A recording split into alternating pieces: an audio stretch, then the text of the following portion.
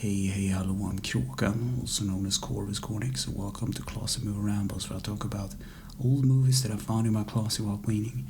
This week's movie is The Fifth Element. It was made in 1997, it's about 2 hours and 6 minutes long, and the movie starts with an intro credits in space, and then cutting to Egypt, where a professor and his assistants are going through some hieroglyphics, and it's basically depicting the war between good and evil, the four elements, and possibly a fifth element.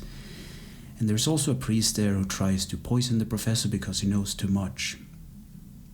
But then the aliens arrive to pick up the four elemental stones, which is in a chamber, and they take out the professor with their telepathic kind of powers, and everything goes haywire because the assistant goes for his gun, but he gets disarmed, and the aliens tell the priest that and then they also leave like a key to the chamber and tells him in 300 years they will return, because that's when evil will returns. And then cutting to 300 years later, where evil has returned, and it forms in space like a black planet. And the military goes to investigate it, and they want to fire at it, but the president of the United States or whatever, he doesn't want to do it because he kind of hesitates. And there's also a priest there from the priesthood called Vito Cornelius, and he also hesitates, but the military doesn't care, and they fire their missiles anyway, and their spaceships get destroyed by this thing. And then Corbin Dallas wakes up in his room from a nightmare, and he's one of the main characters, and he tries to go on about his day. He gets a phone call from a friend or his boss, I don't really remember, but he's called Finger anyway, and they have a conversation about his driving skills and how many points he has on his driver's license. So he's a terrible driver. So he lets the cat out, and he tries to go to work, but he gets held up by gunpoint by this mugger, and he basically just disarms him and goes to his car. He's a taxi driver, and that's what he does. And then the priest talks to the president and try to explain how they can stop all this thing, this bad planet, this evil that's forming.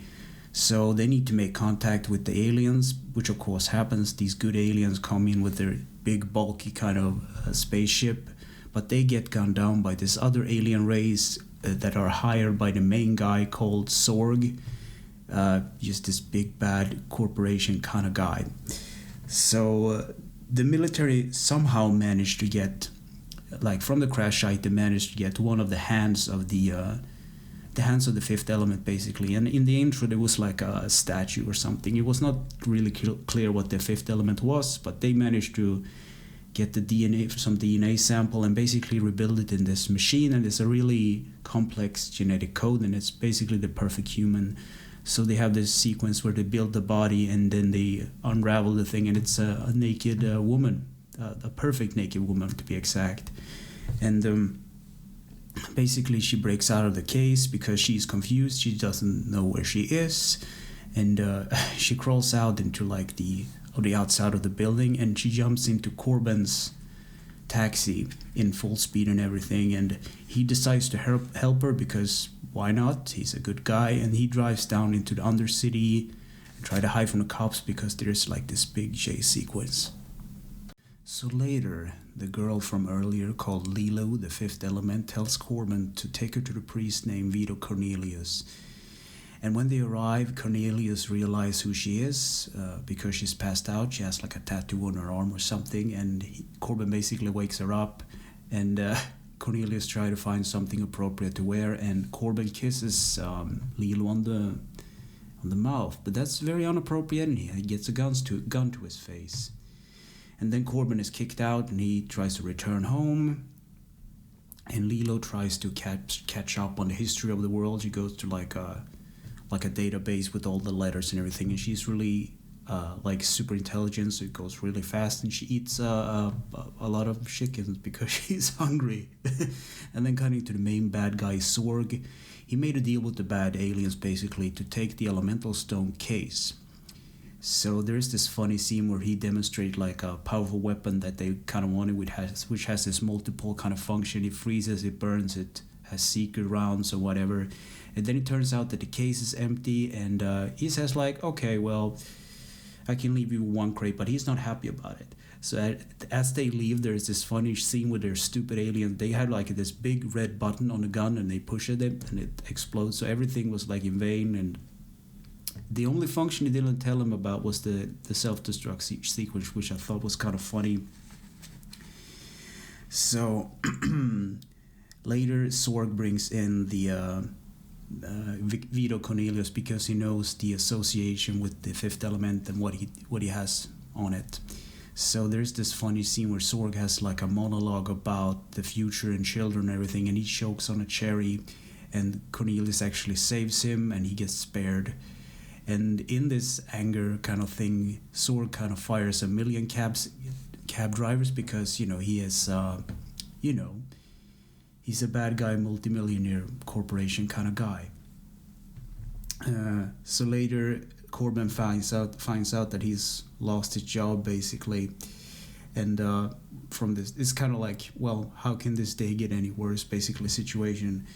So this is one of the more funny scenes. The bad guys uses a remote control like cockroach with like a built-in camera to spy on the president to figure out where the stones are hidden.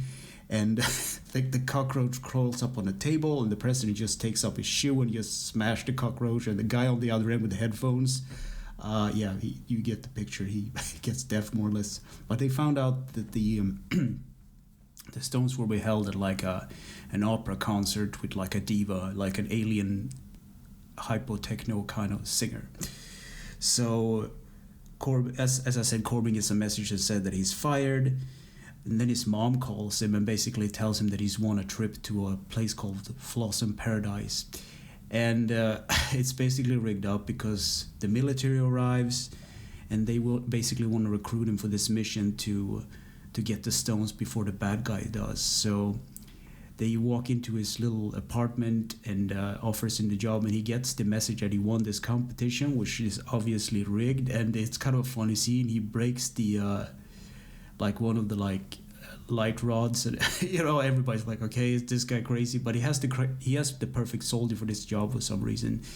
And then Lilo and Vito Cornelius arrives at the door, and Corbin makes up this funny excuse that's his wife outside, and that she will kill him because she hates the military. She knew what military did to his like last relationship, whatever. So he forced them into like the refrigerator to hide them, and then Lilo and Cornelius arrives, and they basically just want the ticket so they can go to the Flossom Paradise Resort and meet with the diva. So then the police arrives, so they have to hide so Cornelius is hidden in the bed, and the bed goes under like a plastic wrapper, and Lilo is hidden in the like the shower compartment, which goes up, and Corbin kind of act natural and everything goes smooth, but they apprehend this other guy who is like a troublemaker, and they think he's Corbin for some reason. I think it was something to do with like Lilo switching the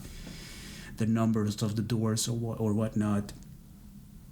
But anyway, he accepts the deal, and there's this funny scene where Cornelius takes out Corbin with like a prize that he won or whatever, like a military kind of prize.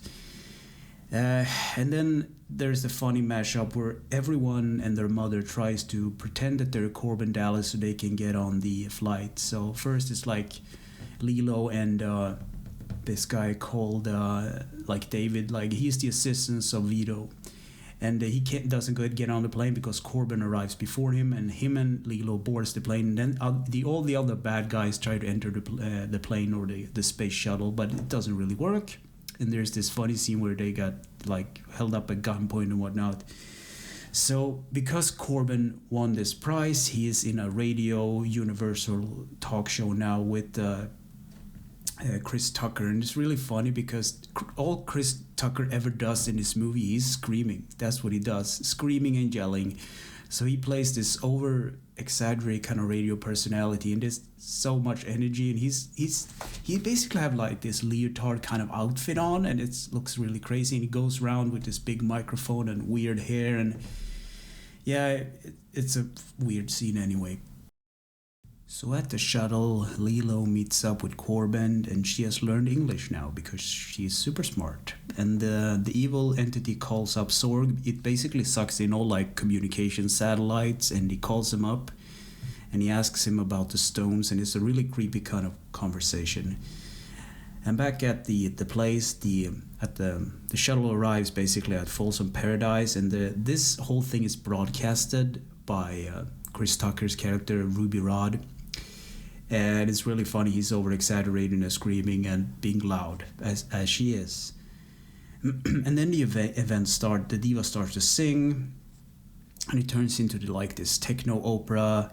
And the bad guys arrive at the diva suite to pick up the stones for Sorg, but Lilo is there and kicked their asses. And then Sorg arrives himself because he didn't trust the aliens in the first place. He arrived there by his own ship basically, and Lilo crawls up into a vent, and Sorg just fires his super high-tech gun at her while she's in the vent. And the rest of the aliens which are there, they open fire at the rest of the people at the opera, and the diva falls off the stage, and Corbin drags her off the stage, and he finds out that the stones are not actually in the case, they're actually inside of the alien diva, which is kind of weird, so he basically digs them out. And then Corbin uses his military training, in quotes, to take out the bad guys. He saves Chris Tucker's character by shooting he's lying on the floor, and he uses the automatic gun to like shoot out like a pattern around him so he falls down, and then they use a grenade to blow up the other aliens basically. And while this is happening, he's screaming like a girl, the Chris Tucker's character, which I thought was funny. It overpitches everything. It's like a high screech, like like when girls can scream on the top of their lungs. He does that scream. It's like funny and really bad for the ears. So Sorg is about to pick up the case. He realized that the stones aren't in the case, and he's been fooled for the second time. And it's really funny.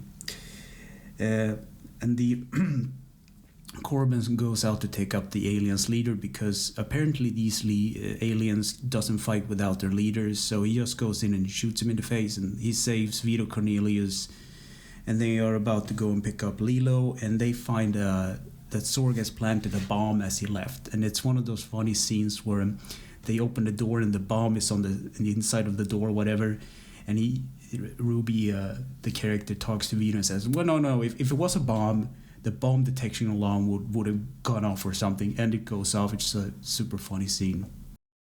So everybody's on their way to leaving this hotel, and Sorg arrives, trying to disarm the bomb, and Corbin takes or steals Sorg's ships right under his nose, and everyone gets into that ship and try to fly off. And Sorg disarms the bomb, but the aliens, the bad guys, have this thing. They have their own bomb because they want to die with honor, and everything explodes. And then Corbin talks to Lilo on the ship about love. And they're about to go to the temple in Egypt to activate the stones and save the world, the universe, and everything from this dark entity. And Lilo tries to watch. She has basically learned English up to this point, but she is on the letter W, so she starts to go in and she types like war, and she sees all the atrocities that humankind has made so far. And it's really all the bad deeds and everything.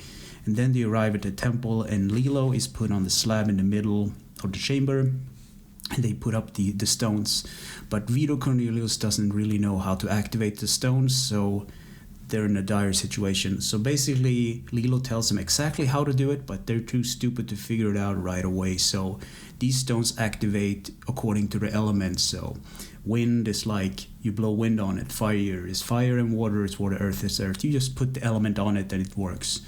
So they managed to figure this out by complete accident, and it's a funny scene where Corbin is about to quit smoking, and he has one last match for the fire element, and everyone has to hold their breath while he puts the match down to the elemental surface. And I was like, just turn away, don't breathe, do anything, but he just stands so close and like all, it's like this, why? Just turn away, let him light the match, and we have this done with, but whatever. So Corbin is supposed to do the last piece of the puzzle, and this kind of a stupid thing because he has to confess his love to Lilo, and it's the activation of the fifth element, because the fifth element is love.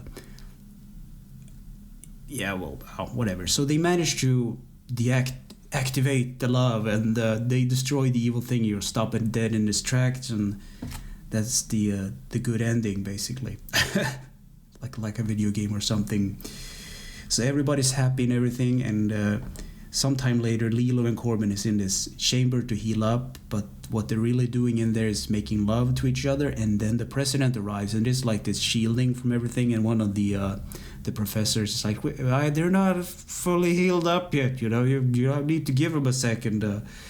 And there's this funny scene where Corbin's mom calls up to talk to Corbin, but Corbin isn't having the phone on him, so the president says, well, I have to talk to the mother of the hero, and basically then the mom kind of yells at the president that he doesn't sound like the real president, and that's a really good ending to like the movie and everything. So what do I think about this movie? It's actually a funny movie, and it has some great art design. There's this French artist called Mobius, and this other movie that was inspired by him called Heavy Metal. And all the art and everything looks a bit ridiculous, but it's also like hyper detailed. So the aliens kind of look goofy, but it makes sense. And the outfits kind of are outrageous, that the characters are wearing like leotards and whatnot, but it fits the weird future aesthetics. So I can actually recommend this movie. It's a bit long, but it drags a bit, but it's funny, and it has this this kind of weird humor that I like, which it's a lot of acting humor where you just put a character in an awkward situation and basically act on it. And Luc Besson is actually the director of the movie, and he does a great job. Like any French director can make a blockbuster, I guess. Yeah, so anyway, thanks for listening and or watching, and take care.